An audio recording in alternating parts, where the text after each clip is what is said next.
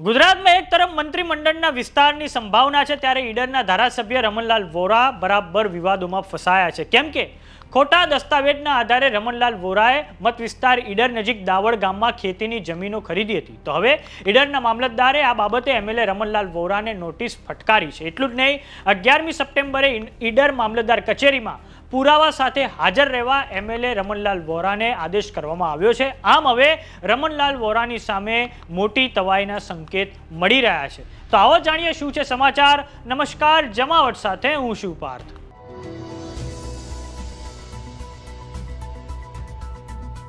ગુજરાતમાં એક તરફ નવા મંત્રીમંડળની જાહેરાત ગમે ત્યારે થઈ શકે છે, તો બીજી તરફ ભારતીય જનતા પાર્ટીમાં નવા પ્રદેશ પ્રમુખની પણ નિમણૂક થઈ શકે છે. તો હવે મંત્રીમંડળના વિસ્તારના સમય ઈડરના ધારાસભ્ય રમણલાલ વોરા પર તવાઈના સંકેત મળી રહ્યા છે તેવી શક્યતાઓ જોવાઈ રહી છે. કેમ કે ખોટા ખેડૂત બનવા બાબતે તંત્રની કાર્યવાહી સામે આવી છે. આ આખો મામલો એમ છે કે વિધાનસભાના પૂર્વ અધ્યક્ષ અને ભાજપ સરકારમાં મંત્રી રહી ચૂકેલા રમણલાલ વોરાને ખોટા ખેડૂત બન્યા હોવાના કેસમાં ઈડર મામલતદાર અને કૃષિ પંચે નોટિસ ફટકારી છે. કેમ કે ઓગણજની સર્વે નંબર 719/3ની જમીનના ખેડૂત રમણભાઈ ઈશ્વરભાઈ પટેલનો અટક વિનાનો ખેડૂત ખરાઈનો દાખલો રજૂ કરીને ગાંધીનગરના પાલજ અને ત્યારબાદ ઈડર પાસેના દાવડ ખાતે જમીનનો ખરીદવામાં આવી હતી. આ કારણે આગામી 11મી સપ્ટેમ્બરે રમણલાલ વોરા, પત્ની કુસુમબેન રમણલાલ વોરા, તેમના બંને પુત્રો સુહાગ અને ભૂષણ સહિત 9 વ્યક્તિઓને હાજર થવા માટે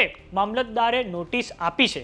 દાવડની જમીનના જૂના ખાતેદારોને પણ ઈડર મામલતદારે હાજર રહેવા માટે નોટિસમાં જણાવ્યું છે. રમણલાલ વોરાને કારણે અન્ય ખાતેદારોને પણ કોર્ટમાં હાજર રહેવાની ફરજ પડી છે. અન્ય બિન ખેડૂતોના નામે પણ આ જમીનની ખરીદી કે વેચાણ થઈ હશે તો તેમની નોંધ પણ રદ થવાની સંભાવના પૂરેપૂરી છે.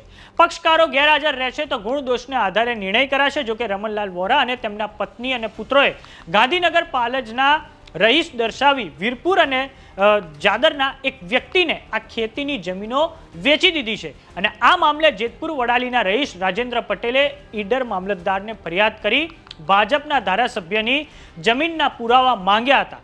આમ છતાંય રાજકીય દબાણને પગલે મામલતદાર એ રાવલે પુરાવા નહોતા આપ્યા, જેના પગલે રાજ્ય મહેસૂલ વિભાગે મામલતદાર સામે તપાસ હાથ ધરીને બદલી કરી દીધી હતી.